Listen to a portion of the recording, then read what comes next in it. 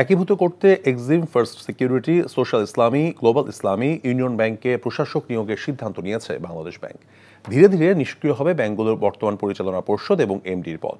আমদানিকারকদের স্বার্থ রক্ষার বিষয়টিতে গুরুত্ব দিয়ে এমন সিদ্ধান্তে একমত হয়েছেন কেন্দ্রীয় ব্যাংকের বোর্ড সভার সদস্যরা। সেলিম মালিকের রিপোর্ট। বিগত স্বৈরাচার সরকারের সময় দেশের ইসলামী ব্যাংকের বেশিরভাগ দখল নেয় এস আলম গ্রুপ।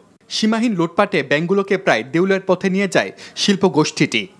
ধ্বংসের দ্বারপ্রান্ত থেকে ফিরিয়ে আনতে চলতি মাসে টানা 3 দিন শুনানি শেষে একীভূতের পক্ষে মত দেয় ফার্স্ট সিকিউরিটি, গ্লোবাল ইসলামী ও ইউনিয়ন ব্যাংকের পর্ষদ।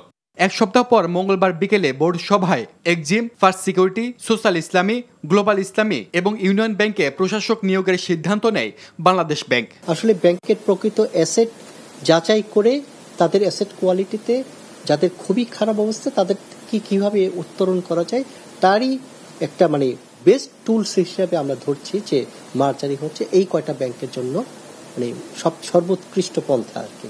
কেন্দ্রীয় ব্যাংকের মুখপাত্র জানান, সভায় আমানতকারীদের স্বার্থ রক্ষার বিষয়টি গুরুত্ব দেওয়া হয়েছে। সরকার যতটুকু সম্ভব আর্থিক সহায়তা করতে নীতিগতভাবে সম্মত হয়েছেন, তার একটা আর্থিক যে বাধা সেটা দূর হয়েছে।